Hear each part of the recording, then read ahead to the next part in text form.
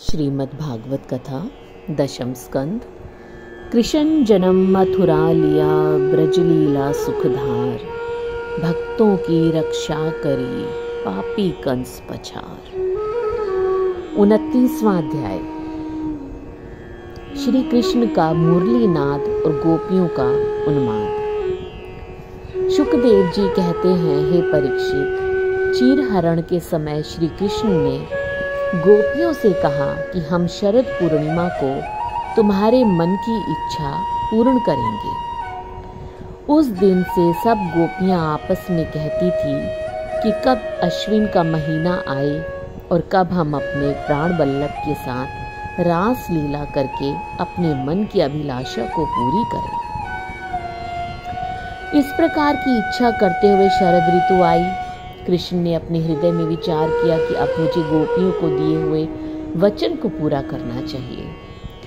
ऐसा सोचकर वे शरद पूर्णिमा को 3 घड़ी रात्रि व्यतीत होने पर किरीट मुकुट और रतन जड़ित आभूषण पहने, पीतांबर काछे, मनमोहन स्वरूप धारण किए घर से निकले और वृंदावन में जा पहुंचे।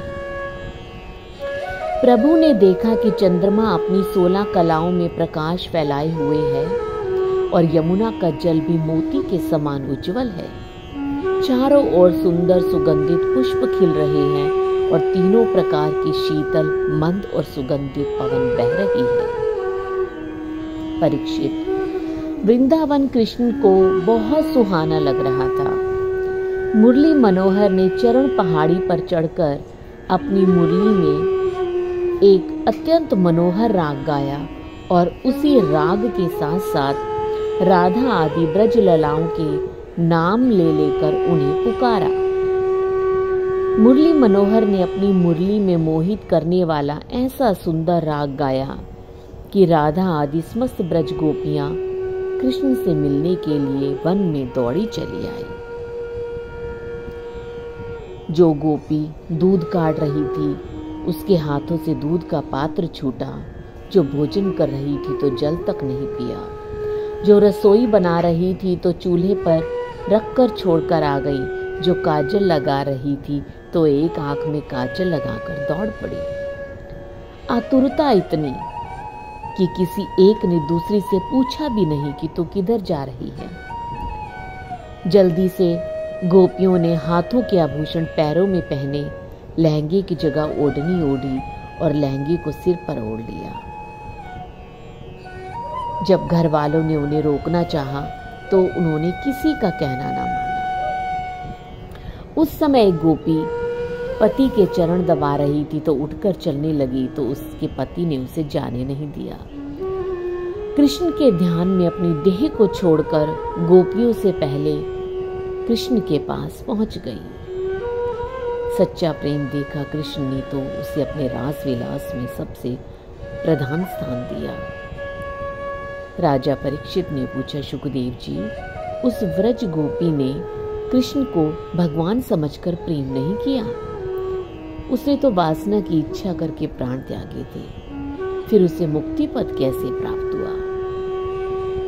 परीक्षित, संसार में उत्पन्न करता श्री वैकुंठनाथ हमेशा एक रस और विकार रहित है। लोहा किसी भी तरह पारस मणि से स्पर्श हो जाए तो वह स्वर्ण बन जाता है और धोखे में अमृत पान करने से प्राणी अमर हो जाता है। वैसे ही भगवान के चरणावृंदों में किसी भाव से मन लगाने वाला प्राणी मुक्ति पद को प्राप्त हो जाता है। देखो ना, शिशुपाल ने भगवान कृष्ण को 100 गालियां दी। पूतना, बकासुर आदि उनके प्राण लेने के निमित्त आए।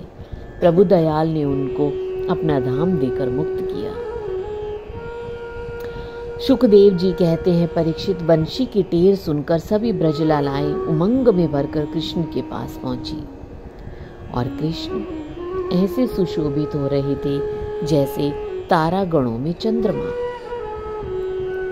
श्याम सुंदर ने उनकी कुशल क्षेम पूछी। गोपियों, तुम्हारे आने में मुझे अत्यंत प्रसन्नता हुई। अब जो तुम चाहो वही मैं कार्य करूं, परंतु पहले मुझे बता दो कि आधी रात के समय तुम सभी युवती स्त्रियां अपने कुल परिवार की लाज छोड़कर उल्टा सीधा श्रृंगार करके यहाँ आई हो। यदि तुम केवल स्नेह के कारण मेरे पास आई हो तो यह समय उसके लिए उपयुक्त नहीं। गोपियों, स्त्री के लिए अपने पति की आज्ञा का पालन करना, लोकलाज की मर्यादा रखना तपस्या के समान है।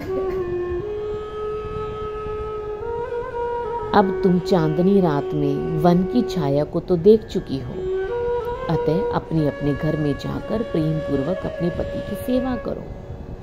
परीक्षित, इस ज्ञान उपदेश से सभी इस गोपियां ठंडी श्वास से लेकर पांव के नख से पृथ्वी को रेतने लगी, ज्यों की त्यों चित्रवत खड़ी रह गई।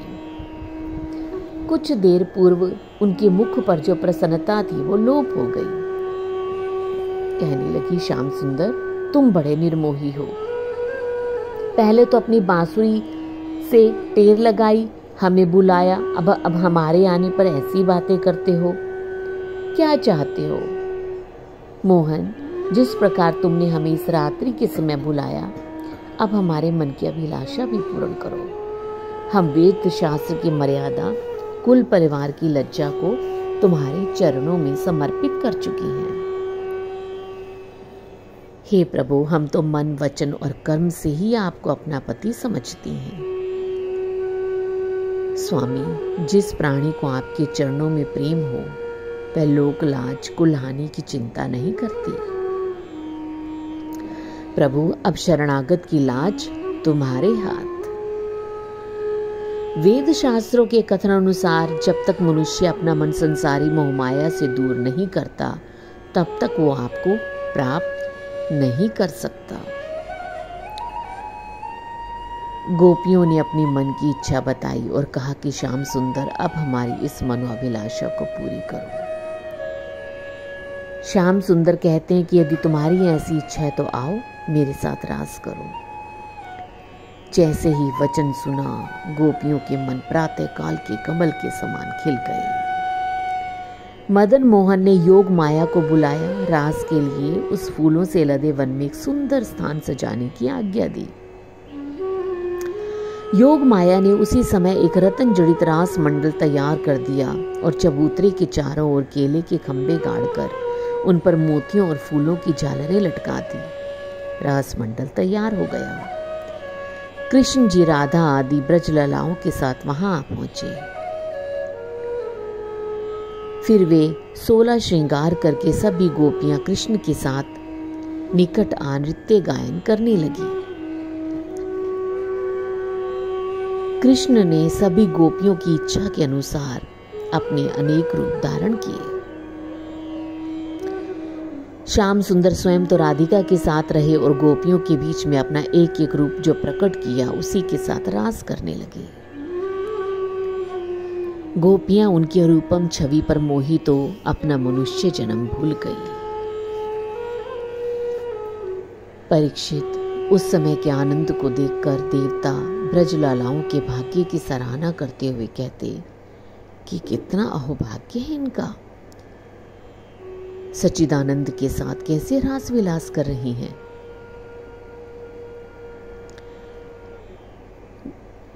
एक गोपी ने श्याम सुंदर की ओर कटाक्ष करते हुए कहा, नाचते नाचते मेरे पांव तो दुखने लगे हैं ठाकुर। गोपी ने इतना कहते ही अन्य गोपियां भी कोई तो प्रभु का हाथ पकड़े तो कोई कंधे का सहारा लेकर खड़ी हो गई। परीक्षित, उस समय गर्वहारी श्याम सुंदर ने विचार किया, गोपियों के मन में तो अभिमान पैदा हुआ है। मैं इनकी खूबसूरती पर मुग्ध होकर इनके वश में हो गया हूं, अतः गर्व नष्ट करने के लिए मुझे यहां से अंतर ध्यान होना चाहिए। जैसे ही इनका गर्व नष्ट होगा मैं इनके पास फिर से आ जाऊंगा। ऐसा निश्चय करके श्री कृष्णचंद्र जी सब गोपियों को वहीं छोड़कर राधा रानी को साथ लिए वहां से लुप्त हो गए। बहुत ही सुंदर कथा। 29वां अध्याय। जय जय श्री राधे।